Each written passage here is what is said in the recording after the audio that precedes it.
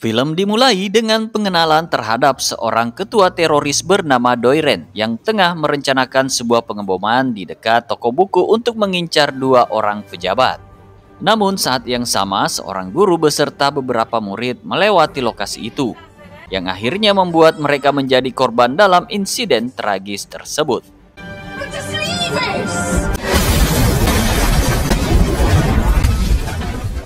Setelah beraksi, Doiren dan anak buahnya dengan cepat beralih ke mobil lainnya untuk menghilangkan jejak.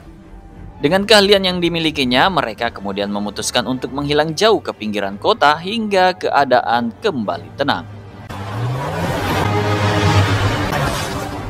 Kisah berikutnya memusatkan perhatian pada Finbar Murphy, seorang pria parubaya yang memiliki profesi sebagai pembunuh bayaran dengan menyamar sebagai penjual buku. Identitasnya merupakan rahasia yang terjaga rapat di desa ini. Bahkan Finbar memiliki hubungan dekat dengan seorang polisi lokal bernama Vincent. Keduanya memiliki kesukaan yang sama, yakni hobi menembak, yang membuat hubungan mereka semakin erat. Sebelum membawa Finbar pulang, Vincent mengajaknya untuk mengecek tanda batas desa yang dirusak oleh 4 teroris semalam setelah menerima laporan dari seorang warga. Dengan kepala dingin, mereka berspekulasi bahwa insiden itu mungkin hanya ulah iseng para pengendara mabuk yang ugal-ugalan. Tetapi di balik kesan itu, terbesit kekhawatiran yang lebih serius. Setelah latihan menembak berakhir, Finbar melangkah pulang ke rumahnya yang terletak di sebuah desa terpencil. Saat tiba di sana, dia disambut oleh Rita, tetangganya yang sangat baik dan ramah. Rita tidak hanya sering memberinya makanan, tetapi juga telah menganggap Finbar seperti adik kandungnya sendiri, menciptakan ikatan emosional di antara mereka. Saat Finbar hendak masuk ke rumahnya, ia melihat sebuah daun terjepit di kaca mobilnya. Tanpa sengaja ia menyadari bahwa ada pesan tersirat di sana. Ia harus menjalankan tugasnya sebagai pembunuh bayaran. Finbar menemukan foto dan informasi lengkap tentang targetnya di dalam mobil. Tanpa ragu, ia langsung menuju ke kota, di mana targetnya berada di sebuah kafe.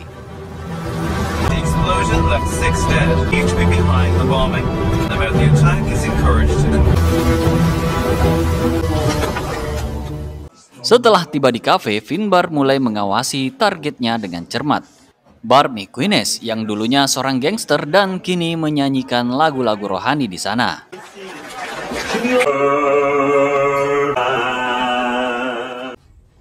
Setelah berhasil menculik Bart, Finbar membawanya ke hutan terpencil sambil membawa sebatang pohon pinus sebagai simbol nisannya. Di sana, Bart dipaksa untuk menggali lubang kuburan yang akan menjadi tempat peristirahatan terakhirnya sendiri. Pada saat itu, terungkap bahwa seluruh pohon pinus di hutan tersebut sebenarnya adalah kuburan dari para target Finbar sebelumnya, menciptakan sebuah suasana yang mencekam di tengah keheningan hutan. Setelah selesai menggali tanah, Finbar memberi Bart waktu 1 menit untuk mengucapkan kata-kata terakhirnya. Namun, Bart malah memberikan nasihat yang membingungkan tentang kehidupan, bahwa setiap yang bernyawa pasti akan mati. Dia mengakui kesalahan masa mudanya dan beruntung bisa cepat sadar serta bertobat selagi masih ada kesempatan.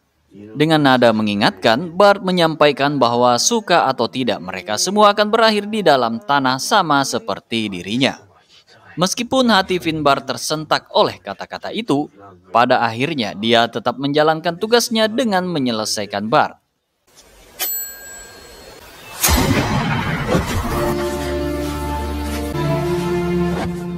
Perpindahan adegan membawa kita kepada Robert, figur yang menjadi atasan Finbar dan penghubung antara klien dengan para pembunuh bayaran atau bahasa kasarnya calo bagi para pembunuh bayaran.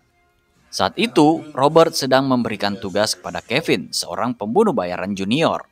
Tidak lama kemudian, Finbar tiba untuk mengambil bayaran dari Robert atas pekerjaannya. Kedatangannya disambut hangat oleh ibu Robert, dan saat melewati Kevin si pembunuh bayaran junior, suasananya tampak menjadi tegang. Di ruang rapat, suasana tegang terasa saat Finbar memberitahu Robert bahwa misi menghabisi Bart telah selesai. Dengan serius, Robert sang bos menyerahkan bayaran sambil memuji keandalan Finbar dalam setiap tugas. Namun, di balik keberhasilan itu, bayangan kata-kata terakhir Bart masih menghantui pikiran Finbar. Tanpa ragu, ia mengumumkan keinginannya untuk pensiun dari dunia gelap itu. Terkejut namun terdiam, Robert mencoba merayu Finbar untuk bertahan. Namun tekad Finbar untuk berhenti tidak tergoyahkan. Finbar dengan tegas menyampaikan rencananya untuk memulai hidup baru, meninggalkan dunia kejahatan di belakangnya. Meskipun sulit dipahami, Robert akhirnya menerima keputusan Finbar dengan penghormatan yang tulus.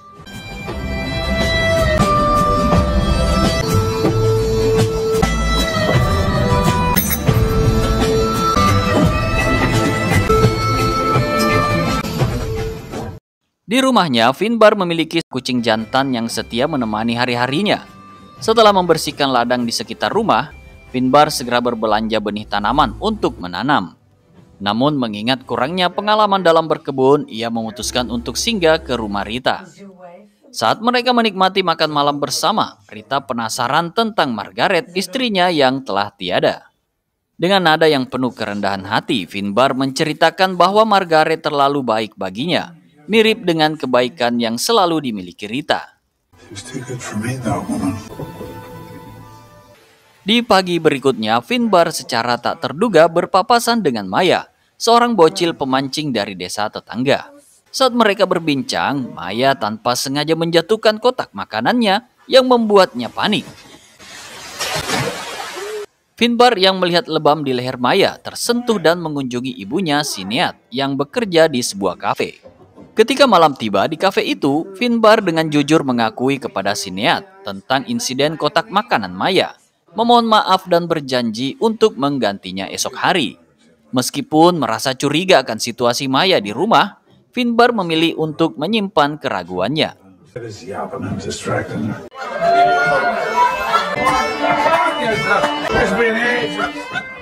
Namun ketika hendak pulang, Finbar bertemu Maya lagi, yang masih terlihat ketakutan di dekat gudang.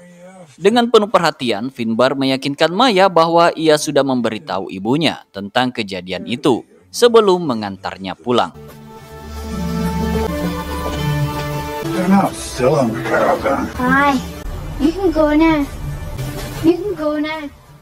Setibanya di depan rumah, Finbar disuruh Maya untuk segera pergi.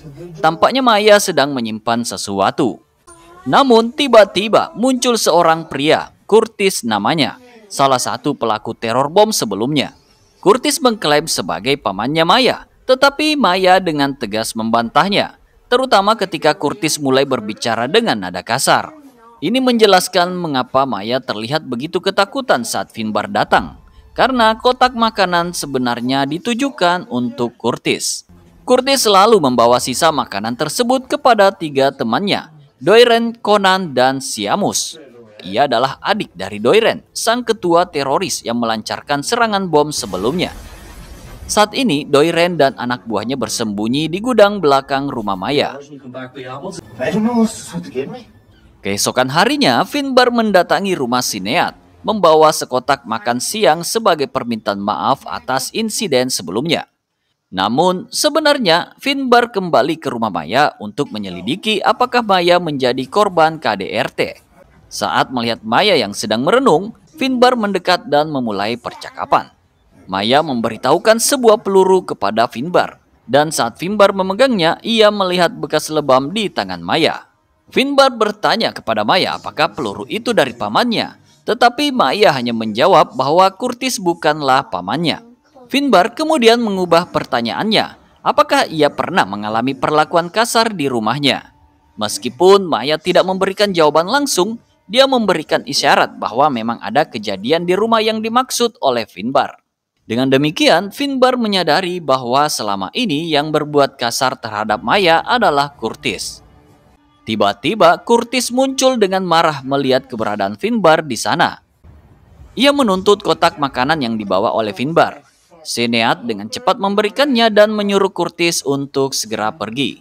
Curtis bahkan sempat merendahkan Finbar tanpa menyadari siapa yang sebenarnya ia hina.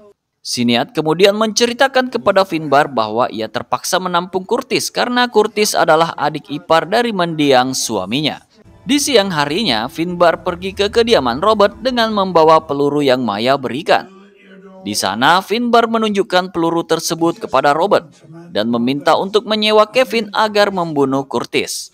Finbar beralasan bahwa Curtis telah menyakiti Maya dan berperilaku kasar, dan dia tidak ingin kejadian itu terus terjadi. Namun, Robert menolaknya dan menyarankan Finbar untuk menjauhinya karena takut Curtis merupakan anggota teroris. Meskipun demikian, Finbar memutuskan untuk kembali dari masa pensiunnya demi menghabisi Curtis. Karena dia yakin bahwa polisi tidak akan menemukan bukti apapun, dan Maya tidak akan mau melaporkannya karena ketakutannya. Singkat cerita, Finbar mengawasi Curtis yang sedang berenang sendirian di pantai. Setelah Curtis selesai berenang, Finbar mengikutinya dan pura-pura menawarkan tumpangan. Saat mendekati persimpangan, Finbar memberikan sebatang rokok kepada Curtis dan meminta dia mengambil korek di bawah kursi. Meskipun Curtis curiga, Finbar berhasil meyakinkannya bahwa itu adalah jalan pulang. Di tengah perjalanan, Finbar berhenti sejenak untuk mengajak Curtis mencoba senjatanya. Tetapi tiba-tiba Curtis tersadar bahwa ini adalah jebakan Finbar. Finbar membawa Curtis ke hutan, lokasi pemakaman umum para targetnya. Namun ketika membuka bagasi mobil, Curtis mencoba melawan Finbar dengan membawa pisau. Finbar berhasil melumpuhkannya dengan menembak kakinya tepat pada saat akan dieksekusi.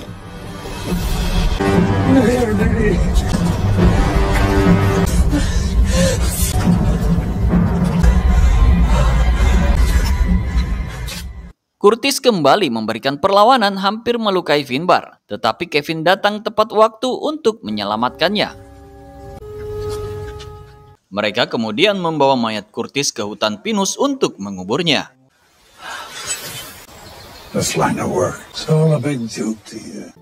Beberapa hari kemudian, Doiren merasa bingung dan khawatir karena Curtis tiba-tiba menghilang tanpa kabar. Salah satu anak buahnya, Conan, mengatakan bahwa mereka sekarang menjadi buronan paling dicari dan mungkin Curtis telah tertangkap oleh polisi atau bahkan sudah mati. Conan menyarankan agar Doiren segera pergi dari wilayah tersebut. Tetapi Doiren menolak untuk pergi sebelum mengetahui keberadaan adiknya dengan pasti. Dia pun mengambil pistolnya dan bersiap untuk mencari Curtis. Sementara itu dia menyadari bahwa salah satu peluru di pistolnya telah hilang. Doiren kemudian menelpon seorang temannya untuk menanyakan apakah dia mendengar kabar atau mengetahui keberadaan Curtis. Namun temannya mengaku tidak mengetahuinya. Temannya menyarankan Doiren untuk menemui Robert, seorang calo pembunuh bayaran di desa tersebut. Mungkin saja dia mengetahui keberadaan Curtis. Singkat cerita, Doiren tiba di rumah Robert dan menyuruh kedua anak buahnya menunggu di luar. Dia memasuki rumah dan langsung bertemu dengan Robert. Tanpa banyak basa-basi, Doiren langsung menanyakan apakah Robert mengetahui tentang Curtis. Meskipun Robert pura-pura tidak tahu, namun saat itu Doiren menginjak sebuah peluru yang tergeletak di lantai, yang ternyata cocok dengan peluru pistol miliknya. Robert tidak bisa lagi menyembunyikan kebenaran dan mengaku bahwa hanya Finbar yang mengetahui identitas sebenarnya.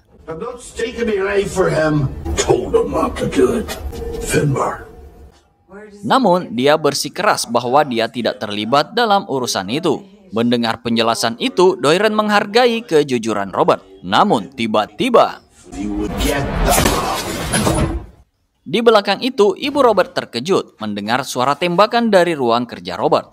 Ketika hendak mendekatinya, Doiren langsung bersembunyi di balik pintu dan mencegahnya masuk. Doiren meminta ibu Robert untuk masuk ke dalam kamar dan mengunci pintu, karena tak ingin wajahnya terlihat oleh ibu Robert.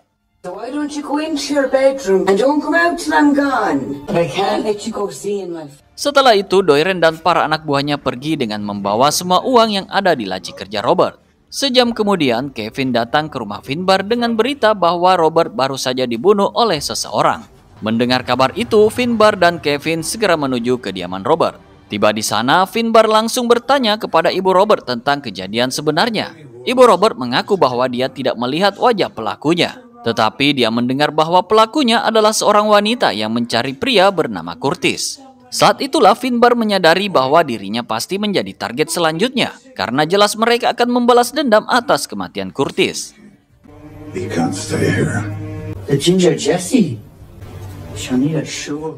Tanpa ragu, Finbar dan Kevin langsung membakar semua dokumen tentang kontrak pembunuhan yang ada di ruangan Robert. Mereka lalu menyuruh ibu Robert untuk meminta bantuan polisi setelah mereka pergi dari sana.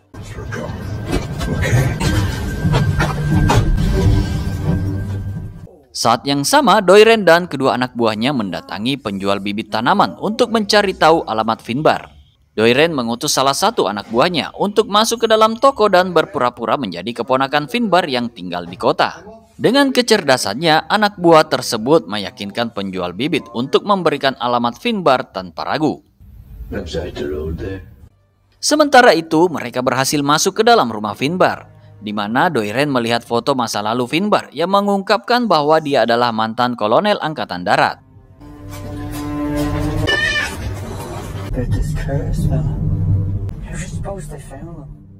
Singkat cerita, Finbar dan Kevin tiba di rumah tersebut. Finbar meminta Kevin untuk mengambil jalur belakang karena dia yakin pembunuh Robert sudah mendatangi rumahnya. Dia berencana untuk mengintai dari atas bukit untuk memastikan keberadaan mereka di dalam rumah.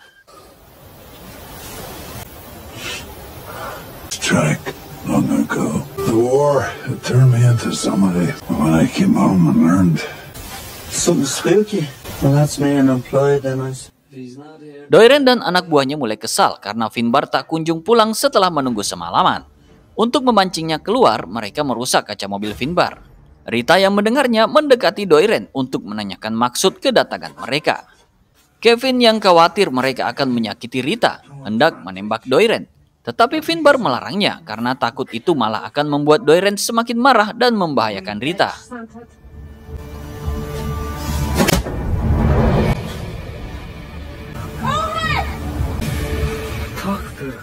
Setelah kelompok Doiren pergi, Finbar dan Kevin segera membawa Rita ke dalam dan memanggil dokter untuk meminta pertolongan.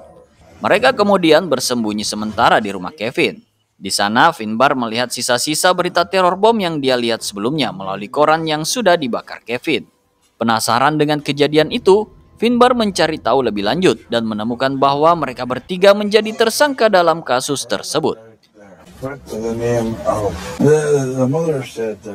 Berikutnya, Finbar pergi ke rumah yang ditunjukkan Maya sebelumnya. Namun dia tidak menemukan Doiren dan komplotannya di sana, hanya menemukan alat perakit bom dan beberapa granat. Saat itu sedang ada pertandingan sepak bola di desa, dan Doiren telah meramalkan bahwa Finbar akan muncul di sana. Namun Finbar yang lebih mengenal wajah Doiren mengikutinya ke toilet. Namun Doiren ternyata lebih cerdas dari yang dia kira. Meskipun begitu, Finbar mencoba berbicara dengan baik-baik, berusaha meredakan pertikaian mereka karena sudah ada pembunuhan di antara mereka. Namun Doiren menolak dengan alasan bahwa Curtis adalah adiknya. Doiren meminta Finbar untuk mengungkapkan siapa yang bertanggung jawab atas kematian adiknya. Akhirnya Finbar setuju untuk membawa pelakunya ke sebuah bar tepat pada pukul 8 malam nanti. Tapi Doiren tetap menolak dan meminta Finbar mengungkapkan nama orang yang menyuruhnya sekarang. Finbar lalu menjawab, "Silakan saja tembak saya, dan kau tidak akan mendapatkan nama orang tersebut." Dengan begitu Doiren pun akhirnya setuju, akan tetapi dia mengancam akan meledakkan tempat tersebut jika Finbar tidak datang. Sebelum menuju kafe, adegan menampilkan kelompok Doiren yang telah merakit bom mereka. Sementara itu, dalam momen yang mengharukan, Finbar menyerahkan kucingnya kepada Maya. Kemudian dia bertemu dengan Kevin di luar bar, menyerahkan sebagian uangnya sebagai bekal Kevin untuk memulai hidup barunya di California, mewujudkan impian yang lama diidamkan.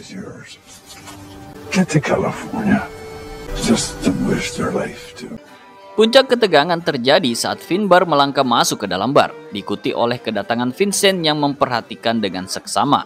Saat itulah Vincent mulai mencurigai bahwa Finbar tidak sekedar seorang penjual buku, tapi terlibat dalam masalah yang serius. Namun, Finbar tetap enggan melibatkan Vincent, menolak untuk membawa risiko kepada siapapun. Tidak butuh waktu lama sebelum Doiren memasuki bar, sementara Vince keluar sejenak untuk merokok. Saat di luar, dia menemukan mobil Doiren yang sudah dikenalinya sebelumnya. Vince memperhatikan goresan di bodi mobil itu, yang serupa dengan bekas cat di papan selamat datang desa mereka. Dengan cepat, dia menyimpulkan bahwa mereka adalah ancaman bagi Finbar. Tanpa ragu, Vince kembali masuk ke dalam bar, siap untuk menghadapi tantangan yang ada. Kecurigaan Vince semakin menguat saat ia melihat Conan mengawasi Finbar sambil memegang tas. Tanpa ragu, ia memutuskan untuk duduk di sebelah Conan agar terus memantau situasi. Sementara itu, Doiren dengan tegas mengajak Finbar ke halaman belakang, bertekad menyelesaikan urusan mereka di sana. Meskipun begitu, Finbar tetap berusaha menjaga perdamaian, memastikan tidak ada warga lokal yang terluka. Tiba-tiba Kevin muncul mengacaukan seluruh rencana Finbar.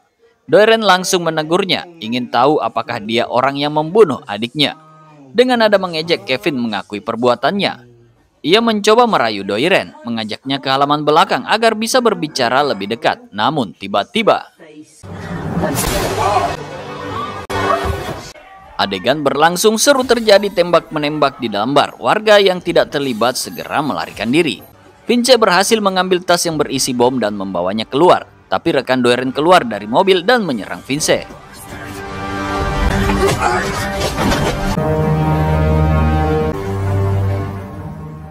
Meski terluka parah di perut, Kevin masih mampu mengangkat pistolnya dan menembak bahu Doiren. Namun kondisi Kevin semakin memburuk.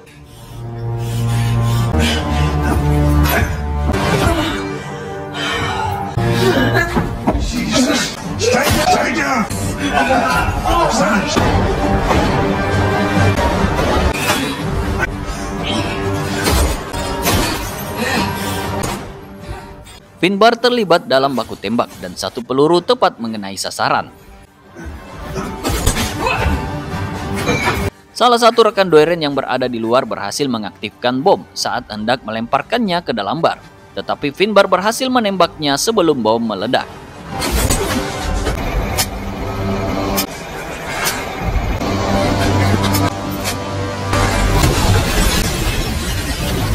Setelah ledakan itu, Doiren bergegas kabur. Tetapi sebelum melarikan diri, dia menghabisi Kevin dengan menembak kepalanya.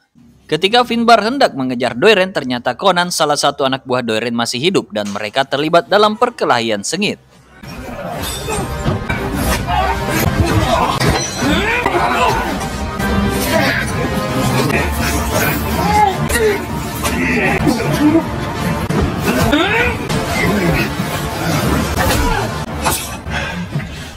Akhirnya Finbar yakin bahwa Conan telah benar-benar tewas.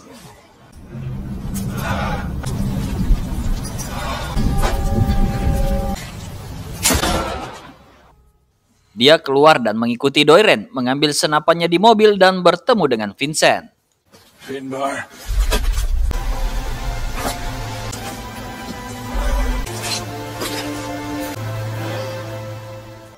Doiren berjalan menuju gereja, diikuti oleh Finbar yang menyusulinya. Doiren memohon kepada Finbar untuk mengakhiri hidupnya. Tetapi Finbar menolak dan memilih membiarkan Doiren menemui ajalnya dalam ketenangan. My brother. Make your peace. Kemudian Finbar dengan hati-hati mengubur mayat Kevin di lokasi yang sama tempat dia mengubur para targetnya. Beberapa hari kemudian, sebelum berangkat meninggalkan desa, Finbar mengunjungi Rita untuk mengucapkan selamat tinggal. Dengan rasa penyesalan yang mendalam, dia meminta maaf atas segala kesulitan yang telah ditimbulkannya. Rita dengan kebaikan hati yang tulus menyarankan Finbar untuk menyimpan buku tentang berkebun sebagai kenang-kenangan. Suatu hari nanti mungkin kamu akan kembali dan menemukan ketenangan di dalamnya, ujarnya dengan penuh harap. Di suatu tempat yang terpisah, Vince tampak selesai memasang tanda selamat datang untuk desa itu. Saat ia hendak pergi dari lokasi itu, tiba-tiba ia menemukan sebuah paket misterius. Isinya sebuah buku karya penulis Rusia yang selalu diceritakan Finbar padanya. Dan dengan begitu, film pun selesai.